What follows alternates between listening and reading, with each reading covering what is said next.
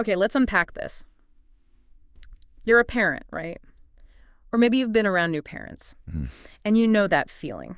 Navigating those crazy early months, or maybe you're deep in the toddler phase, or even teenage eye rolls. Oh, yeah?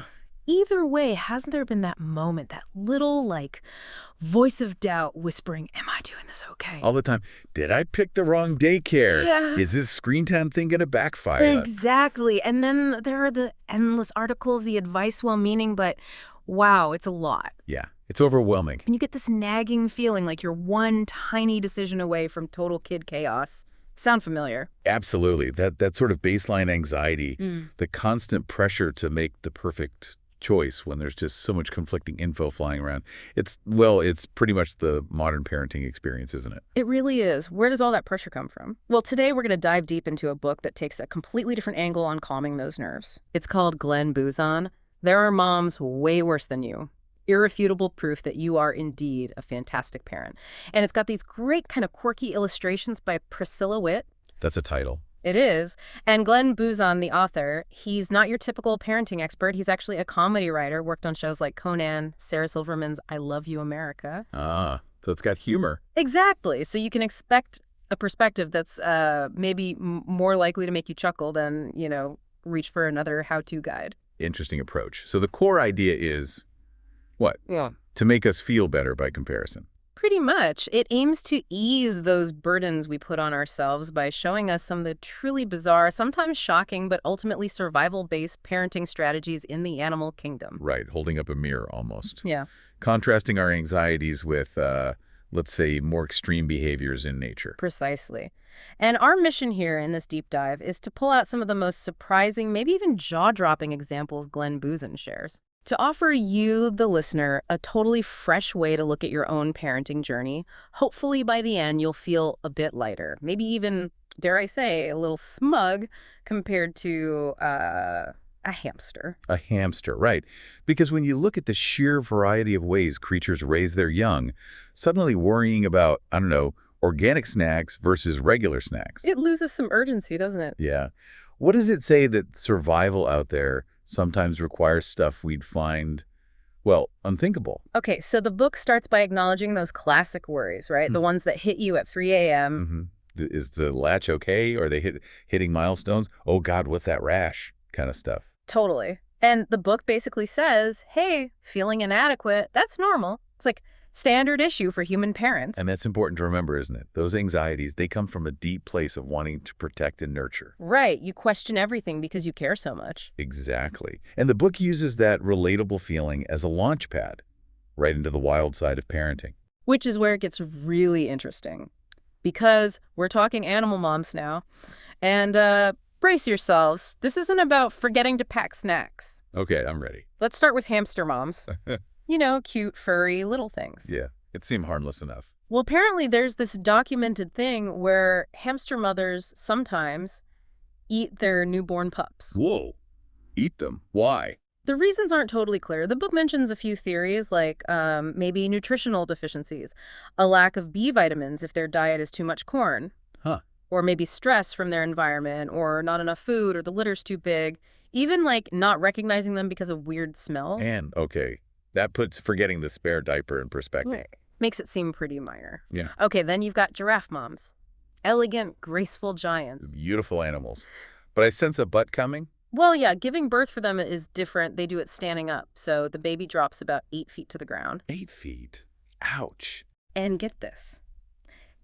If the mom thinks the calf isn't getting up fast enough, which is critical, predators everywhere. Right, they need to be mobile quickly. She'll actually kick it to nudge it into walking. Kick it. Wow. Talk about tough love. Seriously. Okay, moving on. Dracula ants. The name alone. Doesn't sound warm and fuzzy. No. What's wild here is the queen feeds on the hemolymph, basically ant blood, of her own larvae. Feeds on her own babies. Yeah, but it's not necessarily because they're starving. It seems like it's just an efficient way for her to get nutrients that are already kind of pre-digested. It doesn't kill the larvae, apparently, but leaves little puncture wounds. Ah, so it's like an energy-saving thing for the queen. Still creepy. Definitely creepy. Okay, from blood-sucking to something smellier. Sexton beetles. Sexton beetles. Yeah. Never heard of them. Well, if you ever feel bad about a messy house, listen to this. They raise their young inside dead animal carcasses. Inside of... Wow. Okay. Tell me more. It's quite a process. They find a small dead animal like a mouse or bird, bury it to keep others away, clean it up meticulously. Clean a carcass. Yeah, and then coat it with secretions from their mouth and their rear end to slow down decay. Okay. This is getting graphic. Then the mom lays eggs nearby, the larvae hatch, and move into the prepared nursery carcass. But here's the kicker. If the mom decides the carcass isn't big enough for everyone, Oh, no. she'll kill some of her own offspring. Just like that. Resource management, I guess. Brutal. Brutal is the word. Survival of the fittest, literally. And speaking of survival, let's talk eagle moms. We think of eagles as, majestic, protective, Fiercely protective, yeah. symbols of strength. And they are invested, for sure. But their methods can seem harsh to us. Eagle moms often let their eaglets fight it out, like intense sibling rivalry. To the death sometimes. Yeah, sometimes the weaker chick doesn't make it. The first one hatched is usually bigger, stronger, gets more food. And the mom just lets it happen. Pretty much. The book says it might be less common if there's tons of food, so it seems resource-driven. But still, it makes you think about that balance between nurturing and, well, harsh competition. It really does. Nature's priorities aren't always our human ideals of protecting everyone equally. Exactly. Okay, shifting gears slightly. Panda moms. Everyone loves pandas, right? So gentle, so cuddly. Adorable. But I'm guessing parenting isn't easy for them either. It's really challenging. For starters, panda dads are basically checked out, not involved. Mothers and fathers. And the moms are often undernourished themselves because, bamboo isn't exactly high-energy food, so they might struggle to make enough milk. That's tough. And tragically, because the newborns are so incredibly tiny and fragile, moms have accidentally crushed them. Oh, that's heartbreaking. Yeah, and if they have twins, which is a huge energy drain, they almost always abandon the weaker one. Abandon it. Wow. Mm-hmm. The book notes that even if humans step in, that weaker twin often doesn't survive. It just shows the massive energy cost of raising young in some environments. It really does. The sheer struggle. Okay, prepare yourself for this next one. This definitely fits the you're doing better than this category. Oh, well. Koala moms feed their poop to their cubs. They do what? Okay, why? It sounds awful, I know. But there's a crucial biological reason. Baby koalas can't digest the toxins in eucalyptus leaves on their own. Right. That's all they eat. Exactly. So the mom's digestive system processes the toxins, and her poop, specifically a substance called pap, contains vital gut bacteria and nutrients the baby needs to develop its own digestive system to handle eucalyptus. So, it was like a probiotic smoothie from mom. A really gross one. Basically, a microbial inheritance, essential for survival. So next time you order takeout instead of cooking, remember the koala poop smoothie? Okay, point taken. That's a perspective shifter. What's next? Lennu stinks, little lizards, and, reptiles aren't generally known for long-term parenting. Right. Usually lay eggs and leave, mostly. But these skink moms actually stay with their eggs to guard them, which is pretty involved for a lizard. Okay, that sounds good so far. But here's the twist. If she feels really threatened, like there's a snake that just won't leave, she eats her own eggs. Eats them instead of defending them. Yeah. The theory is it gives her energy to survive and escape, and it denies the predator the meal. It's like extreme risk management. Wow. Cut your losses, I guess. Drastic. Totally. Okay, then we have quokka moms. You know those super cute marsupials from Australia? Always look like they're smiling. Oh, yeah, the selfie stars. Yeah, They seem so happy. Their survival tactics aren't quite as cheerful. If a predator is chasing a quokka mom, she might eject her baby from her pouch. Eject it. Like, throw it. The book says it's more like a release, not an active throw. But yeah, the joey basically becomes a distraction. A sacrifice. Seems like it. Diverts the predator, gives mom a chance to escape and, maybe reproduce again later. It's a tough evolutionary calculation. Ouch. That's rough. Poor Joey. Yeah. Okay, let's move to birds. Cuckoo moms. They have a bit of a reputation. Oh, yeah. Brood parasites, right? Exactly. The classic example. Right. The female cuckoo finds another bird's nest, usually a smaller bird, lays her egg in there, and just leaves. Totally hands-off parenting. Completely. The poor host parents raise the cuckoo chick thinking it's their own.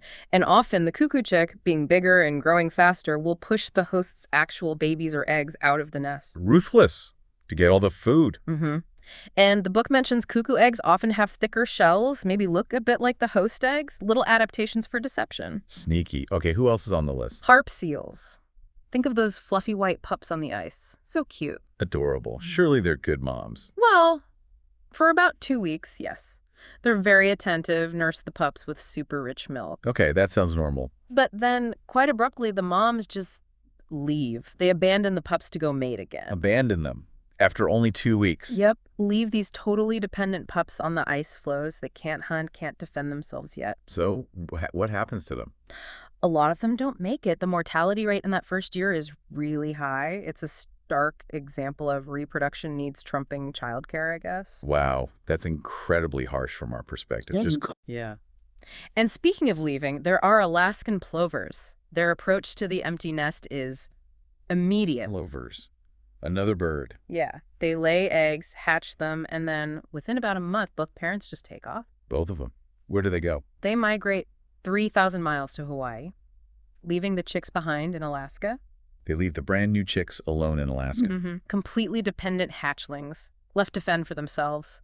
Makes you think about different time scales of care, doesn't it? Talk about prioritizing the retirement plan. Okay, so it's not just moms getting a bad rap here. No, the book covers some dads, too.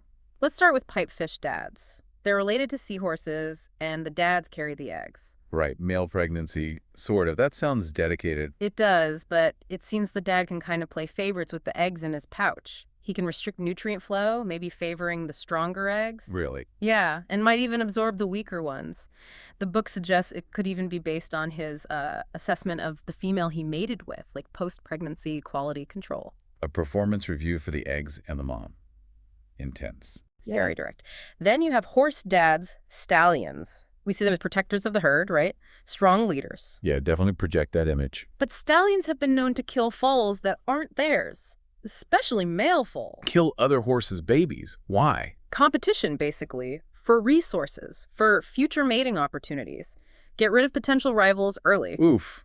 Not exactly winning Dad of the Year. Definitely not. Right. But, okay, to balance things out a bit, let's end the dad section on a positive note. Poison dart frog dads. Frog dads. Don't usually think of frogs as big on parenting. Exactly. Which makes the strawberry poison dart frog dad pretty amazing. After the mom lays eggs somewhere moist, the dad takes over. What does he do? He guards them diligently, makes sure they stay moist, and the way he does it is unique. How? He carries water in his cloaca, you know, that all-purpose opening they have, and releases it onto the eggs to keep them hydrated until they hatch. He uses his cloaca to water the eggs. Yep. It's a surprisingly dedicated level of care from a frog dad. Okay, that's unexpected. And kind of sweet in a Yeah. weird way. So from eating their young to specialized hydration techniques, the animal kingdom runs the gamut, doesn't it? It really, really does. A shocking spectrum of parenting styles. And that brings us right back around to the main point of Glenn Boozan's book. Exactly. That despite all the daily struggles, the self-doubt, the moments you feel like you totally messed up, Yeah. when you compare human parenting to some of these extreme examples, we're overwhelmingly doing a fantastic job. Right. The book really argues that the amount of conscious effort, the emotional investment, the sheer long-term commitment humans put in, it's on another level. Absolutely. It hammers home that the whole perfect parent idea we chase, it's a myth. It's okay to have rough days, moments you wish went better. Because in the grand scheme of things. Yeah, even on your worst day, when you're sleep-deprived and dealing with meltdowns, as long as you're not, eating your kid or abandoning them on an ice floe, Good baseline. you're probably operating with a level of care and intention that just blows a lot of these survival-driven animal strategies out of the water. Okay, so the big takeaway here is the animal world shows this incredible, often unbelievable range of parenting.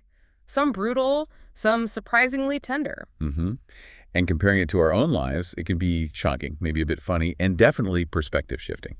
It makes you realize that so much animal behavior is pure instinct, driven by survival in their specific world. Which then makes you wonder about our anxieties, doesn't it? Where do they come from? Exactly. Which leads us perfectly into our final thought for you to chew on. Okay. Considering this wild spectrum of animal parenting, how much do you think our human anxieties are fueled by, say, societal expectations, or just the constant flood of information we get, things mostly absent in the animal world? Right. What can we learn from that contrast? About the pressure we put on ourselves, maybe, Yep. and our whole approach to raising kids?